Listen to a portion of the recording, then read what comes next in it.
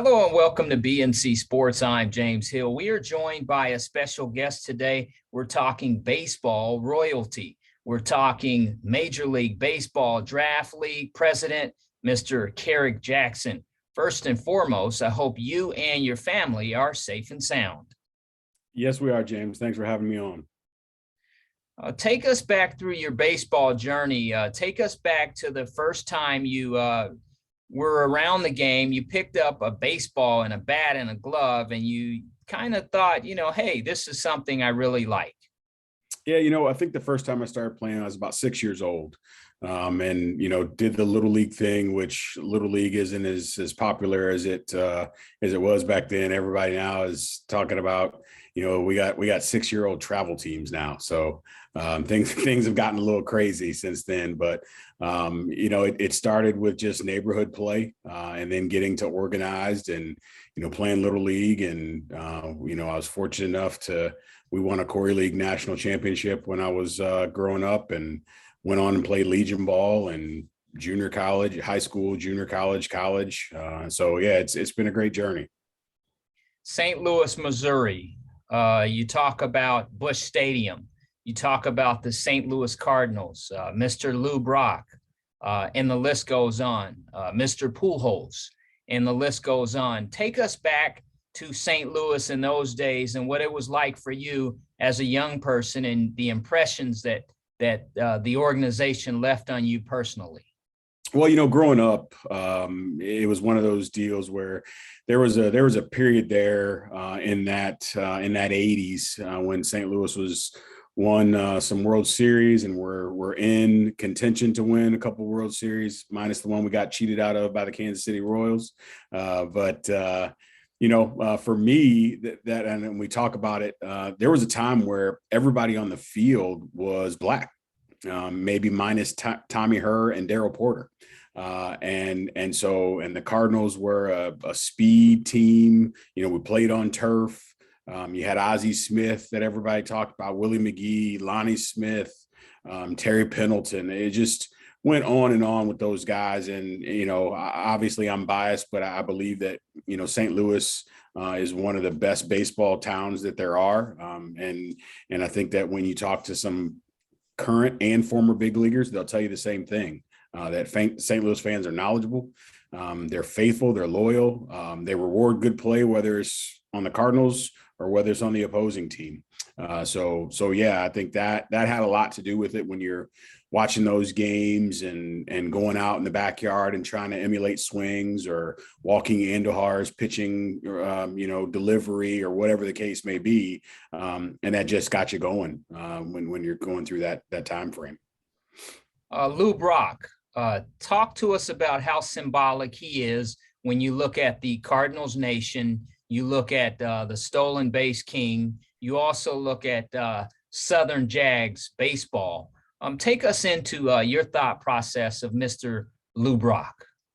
It came full circle for me when I got the job at Southern, and he was actually one of the first people that I called and let him know that, hey, this is a surreal moment for me, because not only am I a St. Louis native and Cardinal fan, but now I'm also the head baseball coach at your alma mater. So we talked for, about 30, 40 minutes, had some good conversations.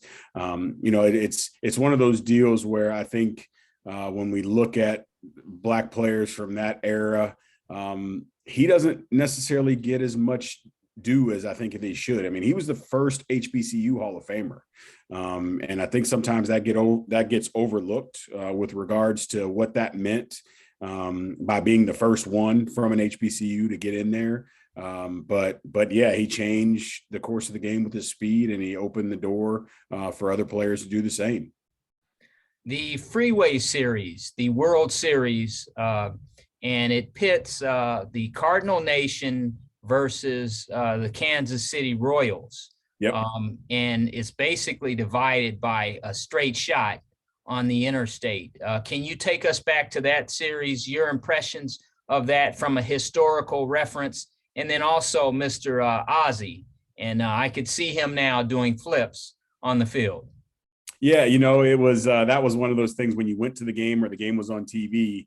that was probably the moment that you look forward to the most, was Ozzie taking the field that first time out, and he was going to do that flip, taking the field. And then when you talk about that I-70 series, and, one of my Little League coaches, he owned a deli, and in his deli, he had that picture blown up of that play at first base, where it was the missed call. And then it's funny because that umpire, who's notorious for making that call, his grandson actually attended a camp when I was coaching at Missouri. And so we got to talk about that, and I got to tease him a little bit about that. And, but yeah, it was one of those rivalries where you have, two teams in one state that are separated by a 3.5-hour drive. The state was definitely split down the middle, as far as who was Cardinals fans and who were Royals fans, and still kind of exists today. Baseball throwbacks. We look at the Negro Leagues, and we look at Mr. Buck O'Neill. I can remember being at an event, covering an event of alumni. Basically, it was the All-Timers in Memphis, Tennessee. It was actually during a Redbirds game, and they brought back some gentlemen who were pretty much icons, if you will, from the Negro Leagues. But can you take us through your impressions of the Negro Leagues, and then also Kansas City, which is right next door to you, and the Hall of Fame there, and the museum? Take us into that particular aspect of baseball. Yeah, I think that as baseball fans and true baseball fans, they understand how difficult this game is, just from going out and playing it, because it is a game that is built around failure. And so being able to involve yourself in a game like that takes a tremendous amount of fortitude. I told players all the time that this is a game of it's a mental game with physical components, and not a physical game with mental components. And so then when you add the Negro League players in there and what they had to go through, you got a whole nother level of stress that they had to deal with, and adversities that they had to go through, aside from what took place when they crossed the lines. But I think the beauty of it was they found solace and peace when they crossed the line. So everything else kind of went away for them to some degree when they were out there and had a chance to play that game. And when you talk about some of the barriers that were broken, and how they had to travel, and some of those types of things, those to me are, obviously arguably the true pioneers of the game. And if those barnstorming tours didn't exist, and some of those things, I may not be in the spot that I'm in right now. We may not be in this position where we're talking about the things that we're talking about. And so I think you definitely always have to tip your cap to those guys, because like I said, you take the game for how difficult the game is by itself, take everything else out of it, and then you add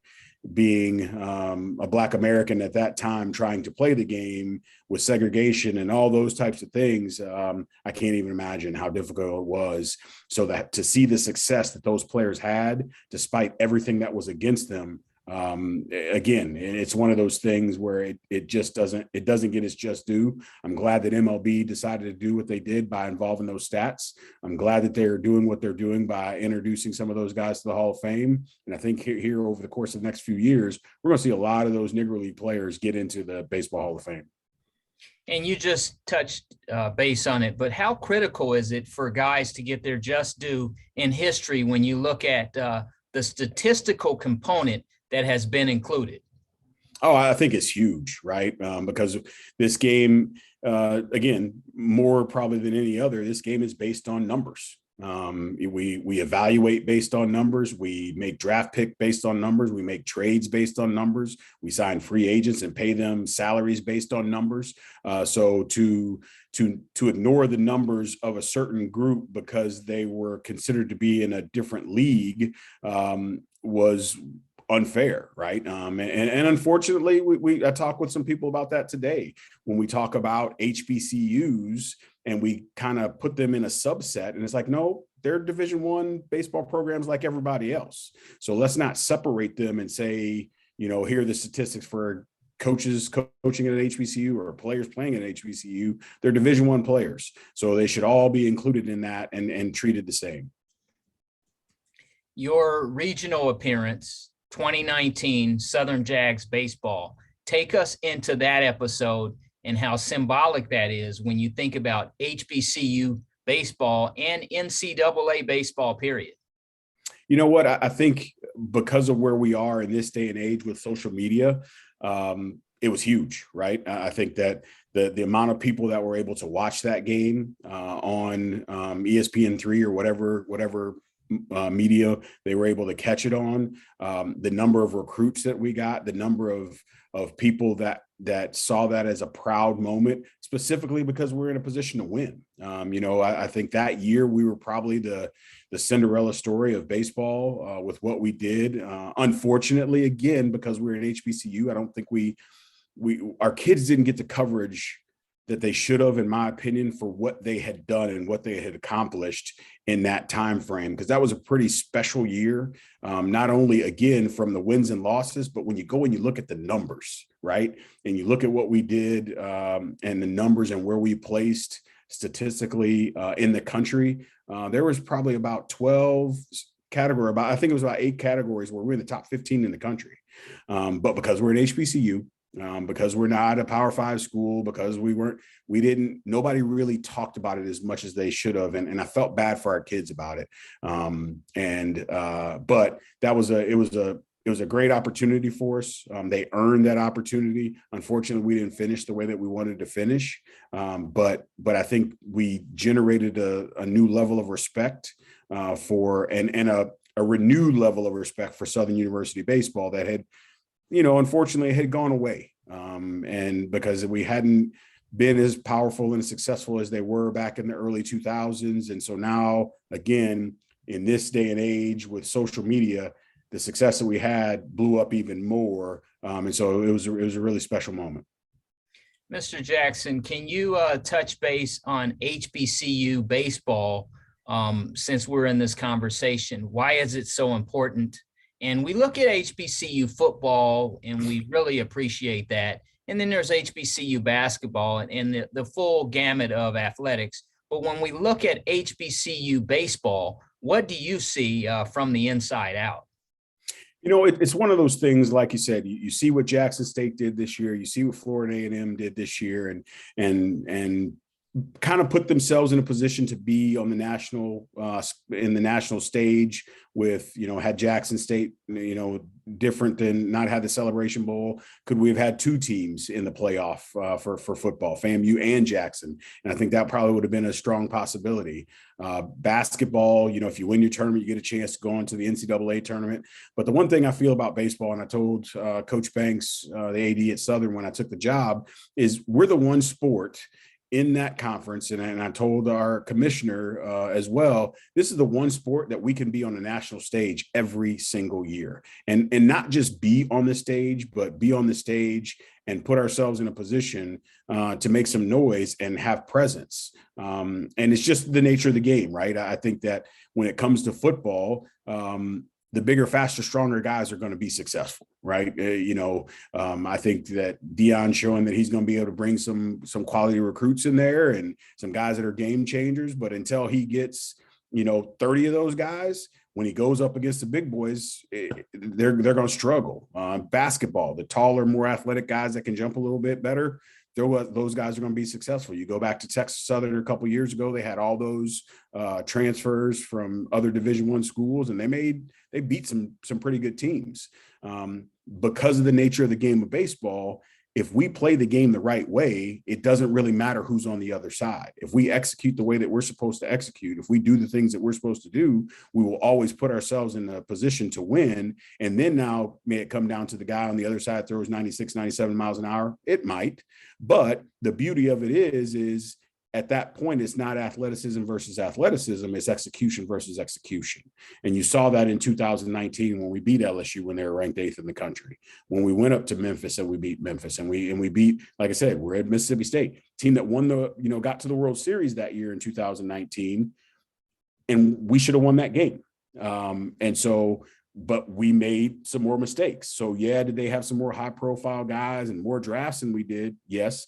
But if we catch a fly ball and make a routine double play, it may be a different story. So I think that is something that is crucial for HBCU baseball, is to continue to move on that path with the idea of wanting to play on the national stage.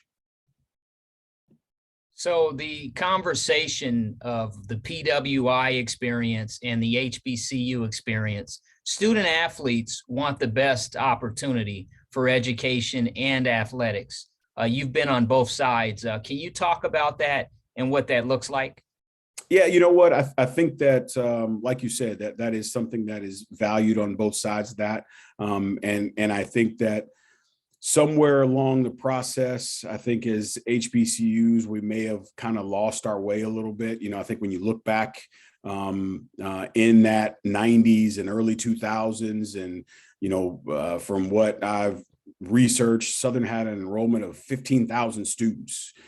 Things were good. Now enrollment's down, and we may not be able to offer the same things that they offer at some of the predominantly white institutions, and so that we in turn may lose some kids from an academic standpoint. And I think that's the one thing on that academic side of things, that if we can really, really make that push, if we want to put ourselves in a position where we have a quality place for our kids to come and get an education that's for them, I think we'll see that return, especially with everything that's going on now in society. The time is now, right? I was just talking to a guy today, and I said, if handled correctly, this can be a point that we go back and point to in history where it was, for lack of a better term, a Black revolution. It propelled us as a people to that next level, to have more of those CEO jobs, to have more of those high level positions, to have our kids be educated on a much higher level because of everything that's involved. And it's just a matter of seizing that opportunity and making sure that we put ourselves in a position to make it happen.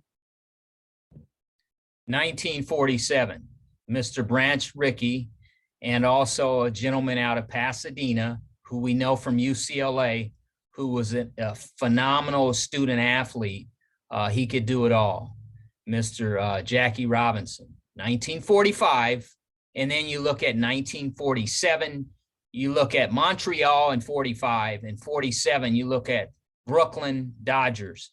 Can you talk about how symbolic those two gentlemen are in the history of baseball? And again, Jackie Robinson, 42, and what he means to you and all the people across the globe, if you will.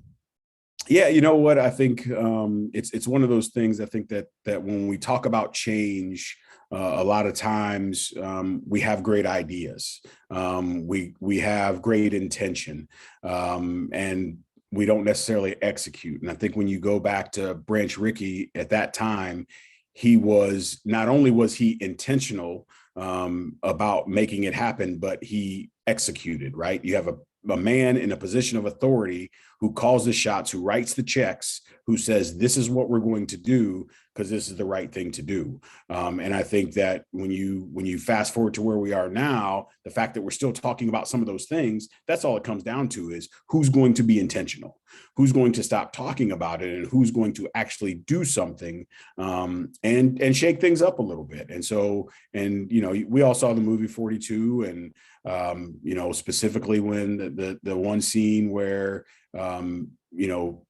he's speaking with Jackie Robinson, and Jackie Robinson says, "So you want me to not fight back?" And he's like, "No, I want you to have the heart, or the discipline to not fight back." Right. And I think that was huge, because it's a two-sided coin, or a double-edged sword, if you will. Right. It's, hey, you know what? They're going to do you wrong, and I want you to take it. But I need you to take it, because if you react, then everything that we're trying to do gets ruined. So it's as Black folks are always quick to say, you can't win for losing, right? And so that was kind of one of those situations that Jackie Robinson was in, was I'm supposed to take this because it's going to put us in a better situation down the road, but you're asking me to do something that you wouldn't do. You wouldn't take that disrespect. You wouldn't take people spitting on you or calling you names or doing, but you want me to do it because it's going to move us forward. And so I think for him to be able to take that stance and go through that part of it is, again, we're not here today and talking about some of the things that we're talking about right now if it wasn't for that. Mr. Jackson, it's January now, and as we flip the script, we'll get into Dr. King's birthday and his celebration as we all go forward as human beings on the planet Earth. When you think about Dr. King and his legacy and his impact, what do you see? Again, I think it's one of those things where you had a man who had a belief system, a very strong belief system, and went through a lot. The passive resistance, if you will, and turning the other cheek. And so some of those things, it's um, you look at where we're at now again, and some of the things that we're still going through, and we talk about all the strides that were made, and the sacrifices. And I think that's what, with some of our young people today that are passionate about the cause, they quickly want to point back and say, well, back in the day they did that, and look where we are now. And so I think that's why we look at some of the things and you see some more of the rioting and those types of things, and the protests that turn to be aggressive and destructive in nature.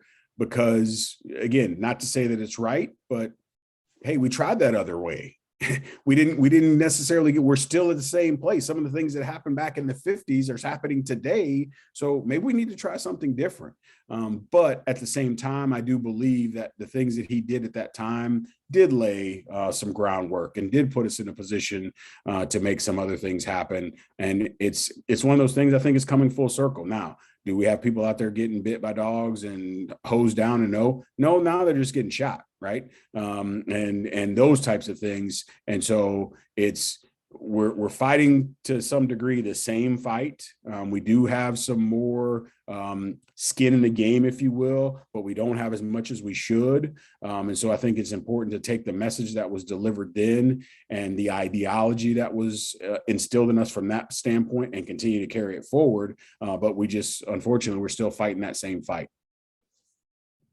Take us into KJ, the student athlete, the baseball player, St. Louis Community College, BCU, Bethune-Cookman in Daytona, HBCU, Nebraska Cornhuskers, and anytime opponents were able to play against you or watch you, or even people in the stands eating popcorn, they saw you towing the rubber and throwing strikes. Take us into KJ on the mound. You know what? I think when I think back to that time of me as a player, it was I love to compete. Obviously, like everybody else, you enjoyed winning, but I more hated to lose than I love to win. I think for me, I had a mentality of the expectation was to be successful, and so anything that didn't lead to that was at that point a disappointment. The winning was expected, so I wasn't a guy that celebrated wins and, did a bunch of stuff to show that I was successful, because being successful was an expectation. And I think that just came from my upbringing. I was raised by my grandparents. My grandfather was an AME minister. My grandmother was a shoe saleswoman at Famous and Bar, which is Macy's and a bunch of other things now. But that was instilled. You're supposed to operate at a very high level, and that's the expectation. And so for me as a player, that's what it was. It was I was very disappointed in the failure. I wore that more than anything. Again, the wins, they were exciting, but the wins were expected. But I hated to fail and wanted to do everything in my power to not make that happen. The coaching tree, Fairfield, Emporia State University, Coffeyville, Jefferson, Nichols State, St. Louis Community, Full Circle, Mizzou, and then Southern, SU, the Jags. What's it like to coach the game that you love and to watch young athletes get it, so to speak? I think that's the best part, right? I think as a coach, we all strive for those aha moments. Many people ask me all the time, when it comes to coaching and why coaching, and it's because of the relationships. It's right. It's having those kids get it and understand, and not necessarily from an X's and O's standpoint, not necessarily from, hey, this is how you throw a better breaking ball, or this is your approach at the plate. It's that respect that you get when they know that you have their best interests in heart, and they go out and do the things that you're asking them to do, and they see the correlation of how it's going to relate to them in life. Besides mother, father, grandmother, aunt, uncle, one of the biggest terms of endearment to me is coach. When you have guys that you coached 20 years ago and they still refer to you as coach, that says a lot about how they feel about you and the impact that you had in their lives. And so that, for me, on that coaching side of things, that's what it's about. It's about having that impact. It's about getting those kids to understand, getting them to get it, and then seeing them go off and be successful in life. Major League Baseball Draft League president. Take us into that concept and what that's like for you so far.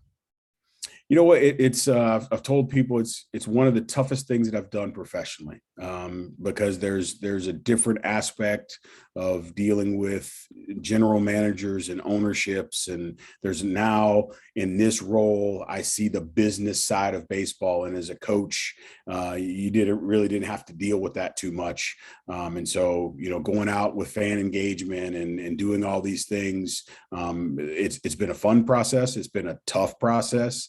But again, at the end of the day, I want to have an impact. And so, last year was our first year of the league. We had a very, very short window, a 4-month window, to get everything going. And that was tough, but we were able to pull it off and be successful in doing it. And now that we've moved in and preparing for year 2, we've made some changes to make the league better.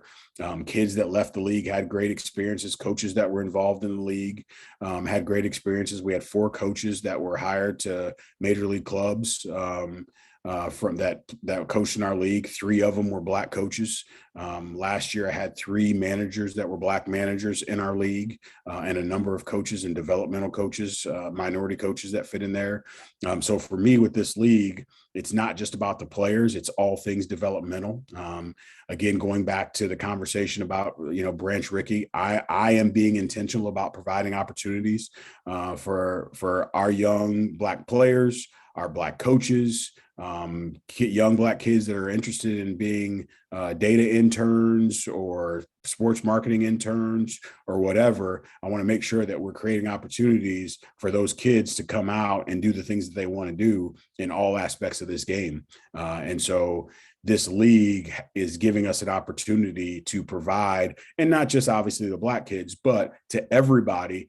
But for me, it's very, very important, sitting in the seat that I'm sitting in, that I make sure I'm providing those opportunities to any of our young Black males and or females that want to get in and get involved, as well as some of the older ones, right? You have some guys that we have in the league that are, former big leaguers that have never managed before. And this was their first opportunity to manage. And so the little things like that is, again, being in the position I'm in and having the power and authority that I do have, it gives me an opportunity to make those things happen. The historic aspect of the game of baseball and how it fits into Americana. It's been said, baseball, hot dogs, and apple pie. When we look at the Black experience, we see the Negro League players, and we see the gentlemen who have been a part of the Major League Baseball experience, like yourself. And when we think about the history of the game, early on, a lot of guys played baseball. And then at some point, people focused more on basketball and football and some of the other sports. And we love them all. But can you talk about just the conversation of the need, if you will, for the next generation and young people that are out there now who can pitch and hit and run and steal bases and throw and hit the cutoff man and play the game that we grew up loving? I think that when you look at it, it's one of those things. If we start from the top down, and the top being Major League Baseball, and we talk about lack of Black players in Major League Baseball, I think that is, as a whole, I think that the idea of developing players has been lost. And that aspect of it really hurts the Black American kids. It doesn't hurt the Dominican players because they have academies, Dominican academies, where they put that focus in there of giving those kids an opportunity to develop starting at, as young as 15, 16 years old. But over here, I think it hurts our kids because they don't have the access to quality coaching that's affordable. Right. If it has turned into a country club of sports, if you will, with regards to there is no more Legion ball. The coaches that are really good coaches, there's a financial aspect to this game that has now come about. So you have some of these coaches that are coaching travel teams and have organizations that are making a lot of money.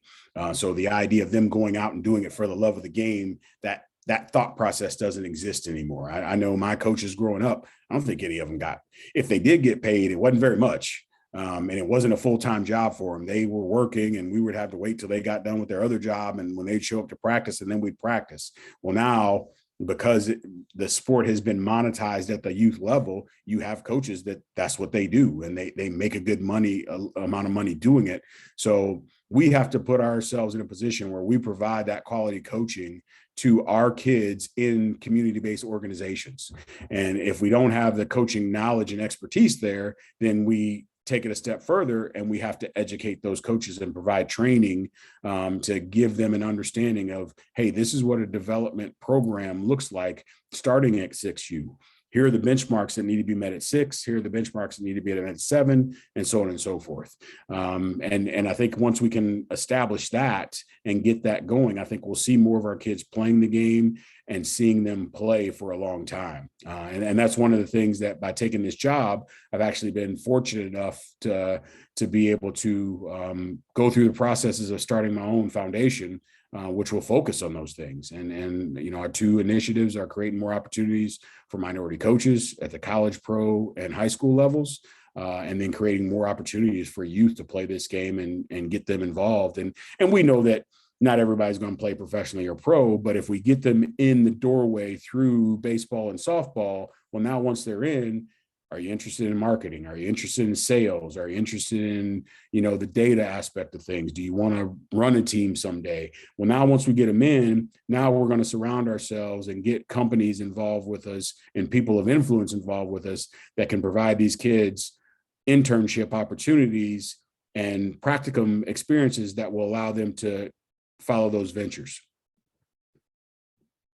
As I travel around the country and every time I go back home, I go back to the park that I grew up right up the street from the house. And I can remember hearing the roar of the crowd and going up to the park and getting on a team. And as you say, my coach would come coach us up with practice after he had worked all day. Right. And we played on Saturdays, that kind of thing. Yep. When you think about these fields that sit there, fields of dreams that sit there and they're vacant, and there's many student athletes and families in those areas that could be a part of that experience. Maybe they need funding and equipment and that sort of thing, clinics. Can you talk a little bit about that component? Oh, there's, like you said, it's the same way. The same thing. I live right next to a park, and we would go and do the same thing, and that has definitely been lost. And I think that just needs to be reintroduced, right? I think that because of the way the shift happened in the travel ball aspect of things, it got away from the community-based teams and organizations. And these kids aren't playing with their friends anymore, right? You're not playing with kids that you go to school with. You're playing with kids from all over the city and different states and coming from all around. Well, when we grew up, everybody on your team, you probably went to school with them, or if they didn't go to your same elementary school or middle school, they went to the other one on the other side of town, which you were still in the same district. So you knew everybody, and you guys played together growing up. You competed against each other growing up.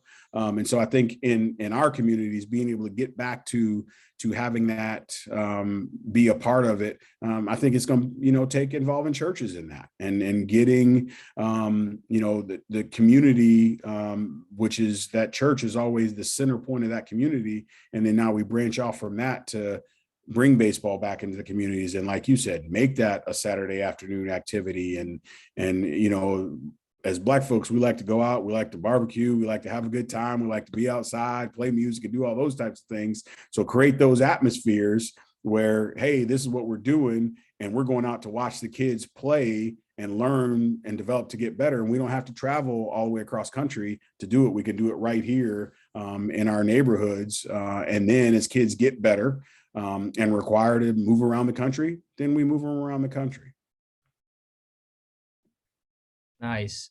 When you look forward to this spring, as we get into a brand new year and a brand new baseball season, and by the way, pitchers and catchers will be reporting pretty soon, and you know more about that, but take us into what happens between now and when baseball starts.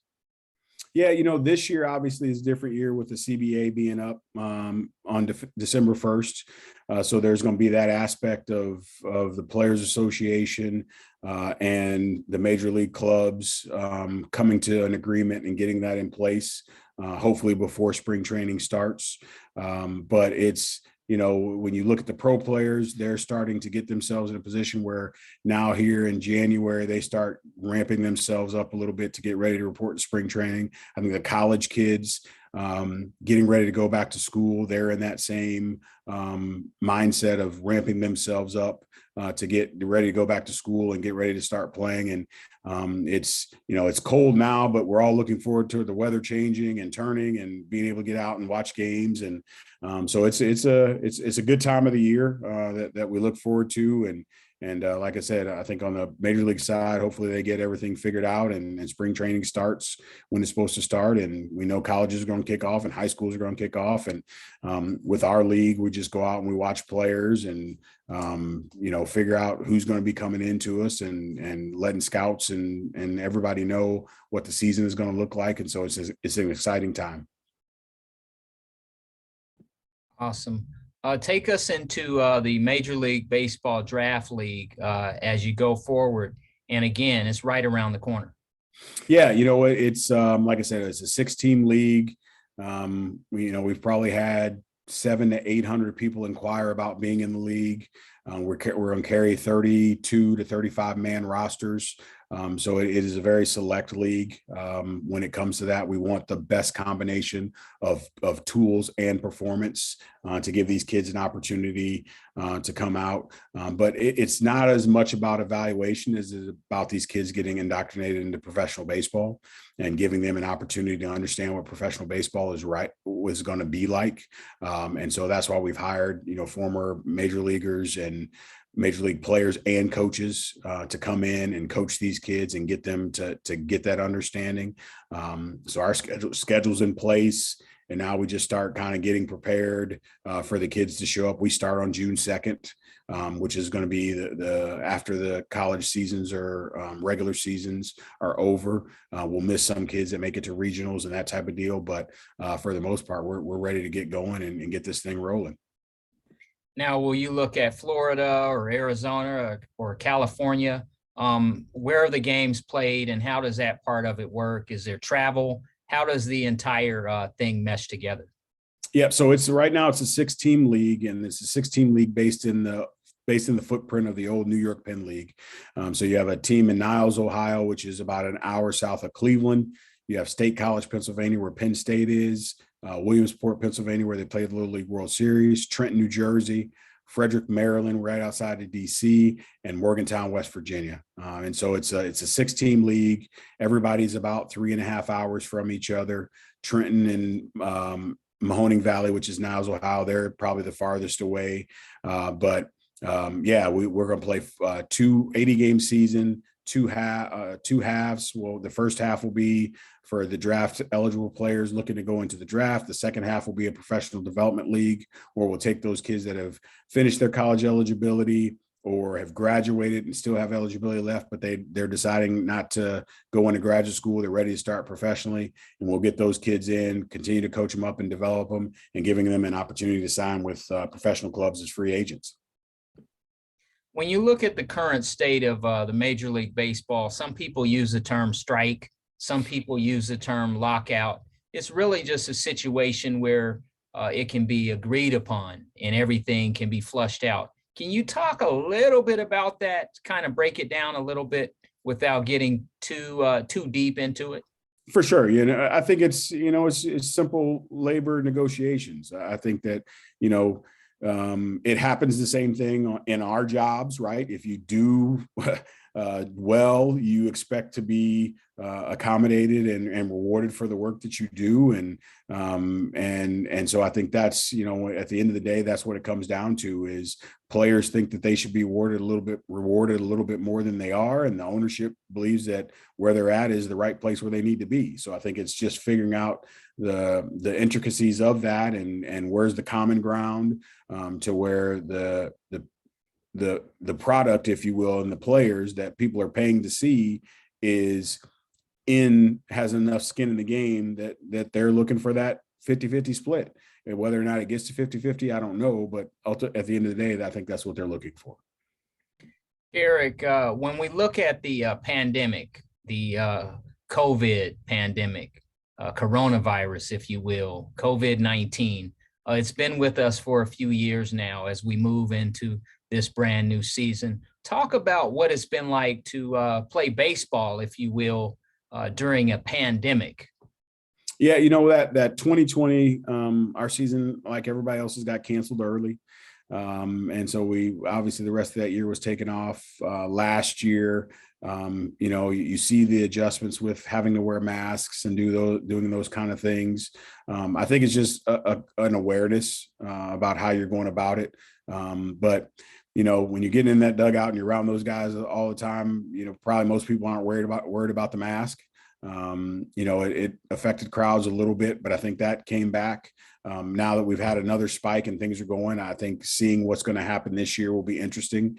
When you look at some of the NFL games that have been canceled or postponed and NBA games and, some of the college basketball games. And so where is this going to be come springtime? How much will that affect the college season? Hopefully we can have a clean college season without it.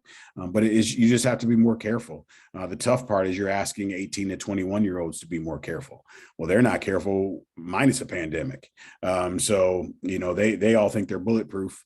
And so, trying to get them to understand that, hey, this thing is real and you need to be careful with it. That's a challenge. Kerrick, take us back to three fond memories. The first stop, the SWAC Coach of the Year from 2019 with Southern. Take us back to that experience.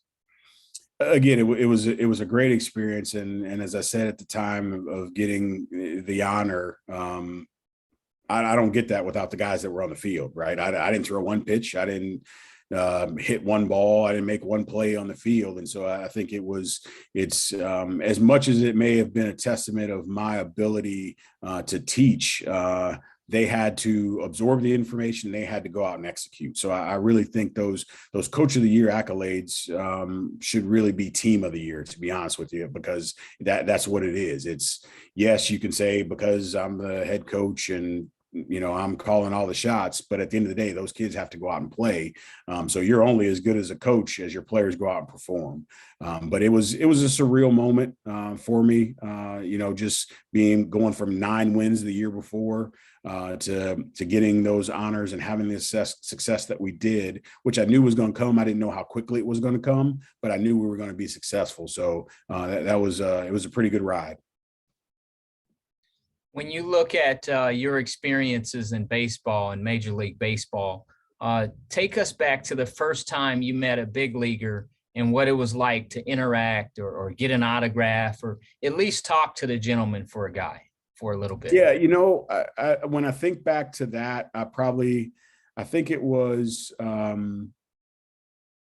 were in Louisville, Kentucky, and I think the first one of the first players I met was Kirby Puckett. And I can't remember why he was there, but we had gone to see a game and that was kind of the first interaction with a big league player was him. In closing, as you look forward to this year's Major League Draft League, are there any final comments you would like to make to the general public? Yeah, I just think it's a great opportunity, and it's not about, as I stated earlier, it's not about just the players on the field, and that's the thing is I think this league can be all things development, and we can create opportunities for people that have interest in professional sports, obviously specifically baseball, but somebody can come in on the data side and take that to another field, but I think it's a developmentally based league that can change the game of how we go about things and hiring people at the professional levels.